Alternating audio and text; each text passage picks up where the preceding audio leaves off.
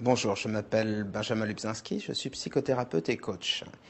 C'est très joli un champ de pavot, c'est très beau, c'est des petites fleurs rouges, ça pousse en Afghanistan, ça pousse dans plein de pays différents, ça pousse en Amérique du Sud. C'est un peu moins joli quand ça se transforme en un fruit qu'on va saigner, dont on va tirer ce qu'on appelle un latex, c'est-à-dire on va enlever la sève. C'est pas très joli quand ça se transforme en morphine, c'est vraiment même très très moche quand ça se transforme en héroïne.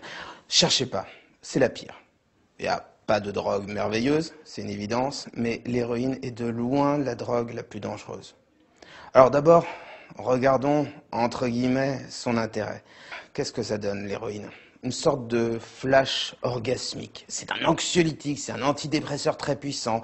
On a l'impression d'un coup d'avoir une sensation de plaisir excessivement intense qui va durer un certain temps, puis ensuite on a ce qu'on appelle la descente. Mais le problème c'est que au fur et à mesure, j'exagère, très très rapidement, la consommation augmente. Il faut de plus en plus d'héroïne pour parvenir à un même effet. Et de plus en plus, et de plus en plus, et la dépendance augmente.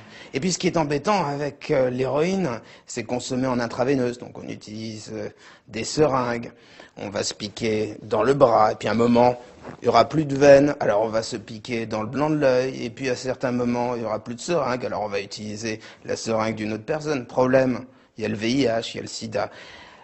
L'héroïne, c'est une drogue excessivement dangereuse. Mais qu'elle s'injecte, qu'elle se fume ou qu'elle soit prise par les voies digestives. L'héroïne, c'est très très très dangereux. Alors heureusement, on va dire depuis une dizaine d'années, la consommation d'héroïne en intraveineuse a chuté.